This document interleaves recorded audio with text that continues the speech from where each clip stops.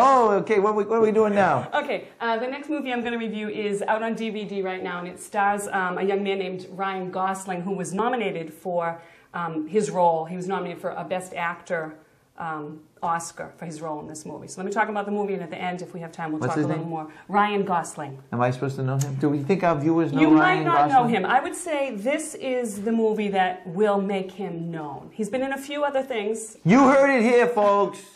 Well, he was nominated. He was nominated for Academy Award. All right, so. I missed that show. Okay, anyway, it's called Half Nelson, and I knew it was a wrestling term, but I didn't know what it meant. But anyway, Half Nelson is the first major studio production for 30-year-old Californian director Ryan Fleck.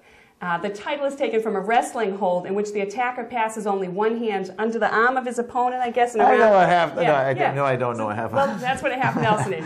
Under the arm of an opponent. Do you want to see an example, folks? No. Good.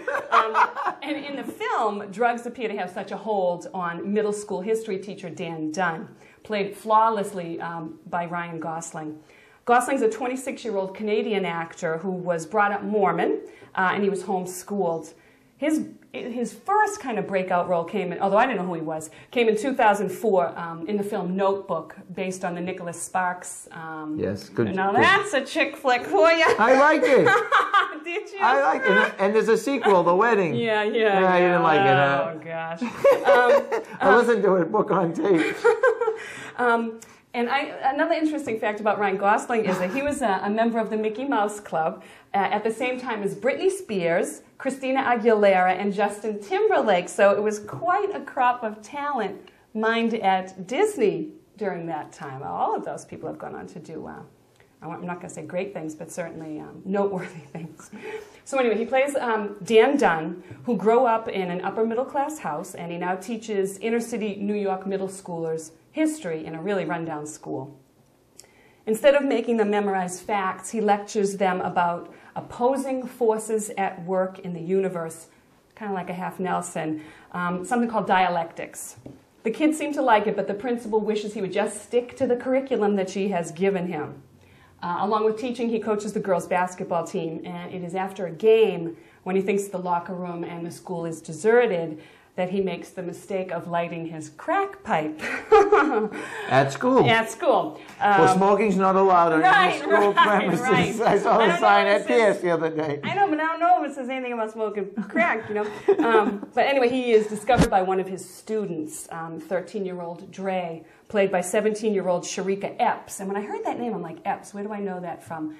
And if you watch House, the show about Dr. House, on Fox, Omar Epps plays one of his team, and I thought, oh, they must be related. They're both so talented, but no relation to Omar Epps from the TV hit show House. And it's from this moment on, when Dre discovers him in the bathroom, incapacitated on the floor after smoking crack, that we begin to see the impacts that drugs really do have on him. Because up to this point, we kind of see a functioning person. You know, he holds down a job, he has an apartment, he has some money, he has a social life. But once we see this happen, we see that things are changed. No different twist instead of the students being on the drugs. Nice point, Brian. Exactly. I'm very observant. Exactly. That's a really good point. And although again, thank you.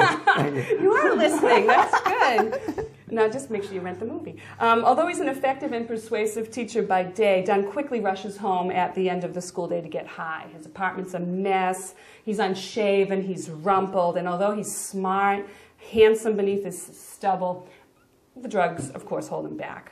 And Dre has troubles of her own. Her mother works all the time as an EMT to provide what little she can. Single mother? Single mother, yeah. Dre's brother is in jail. And Dre herself is being recruited by the local drug dealer. So she didn't squeal on him then, did she? No, she did not. What are you kidding? Those kids don't squeal. No, she knows the law of the street. Huh? Absolutely, absolutely. Again, another good point. Hey, this is an unbelievable show. You know, you really add to every. You fill in between the lines. This is wonderful. Read between the lines. Read between the lines. So anyway, and Dre is as well being recruited by the local drug dealer, whom her brother went to jail for. It was actually the local drug dealer. Dre's brother took the fall for him, and that's why he's in jail. She's being recruited to act as a drop for this drug dealer. So Dre and Dunn enter into an unusual friendship. And again, the scene where she helps him home after discovering his habit on the bathroom floor is heartbreaking. And as their friendship deepens, it is apparent that of the two, Dre has a better hold on how to navigate the world. Sharika Epps should have been nominated for, and she should have won, the Best Supporting Actress Oscar. I know that Jennifer Hudson won it, and I know she did a great job in Dreamgirls, but I implore you to rent this movie and watch this young girl, because given the opportunity, this girl is going to be a star. What did you say? I implore you? I implore you. See this movie. Don't see it with your kids, but see it. This girl is an incredibly talented young actress. So that's a good scene. And was absolutely robbed to not even be nominated. And my point was, if Ryan Gosling was nominated as a Best Actor, so somebody saw the film. The Academy saw the film. You think? How could they not nominate her as well? And that is an injustice. It's all about the money. It's money and politics, and as you know... Aren't you shocked? Yeah. If we get to the Academy Awards. Anyway. So anyway, back to Half Nelson. Ryan Gosling was nominated for Best Actor, and again, I can't imagine why she wasn't nominated as well. She should have been nominated, and she should have won. We are witness to Dan and Sharika's parallel downward spirals, and it is so sad to see such talent, beauty, and brains go into waste. But in the end, it is the child who will lead them to refuge. The film definitely has an uplifting ending, and it proves that Gosling is by far the best under 30 actor around. And hopefully Epps will get the credit she deserves in future roles. Another movie, once I saw this, I said, who's this guy, Ryan Gosling? I've got to see what else he's done. And he did. It must drive you crazy going to a movie. Why? You see these people, now I got to see another movie, know. I got to find this guy. Really, what do you do, an internet search as soon as you get back from the movie? I do. I said, what else has he been in? Do you bring a notepad? I don't, and you know why I don't? Because I want to sit and watch the movie like anybody else. That's what I try to do. Because I really just try to think of myself as just somebody who's out there watching movies and just want to... I don't want to sit there with a notebook, because then while I'm writing something, I might miss something. So I have to tell you something. But I do a lot of research. A friend of mine bought one of those late-night TV memory programs. Yeah. And so he let me borrow the tapes. And years What's ago... that? What is it? Things that enhance your memory. Oh. And I listened, and one of the things that this instructor said, if you're at a seminar or a classroom, do not take notes. He says, well, you're taking the notes, your focus is, you're not hearing what's being said, so you're unbelievable. You're using those talents and those techniques. We knew we were on the right track when we recruited you to talk to the town. After a search across the whole country, we found right here in Milton, one of the top movie reviewers. That's right. There's nobody else that has the time during the day to go see the movies but me, right? Anyway, so another movie, if you get Half Nelson and you like it, or even if you don't, rent a movie called The Believer. Ryan Gosling plays a young Jewish boy who throws off his faith and becomes a neo-Nazi. Talk about and he's a Mormon by regular faith, so the Mormon plays a Jewish person who becomes a unbelievable.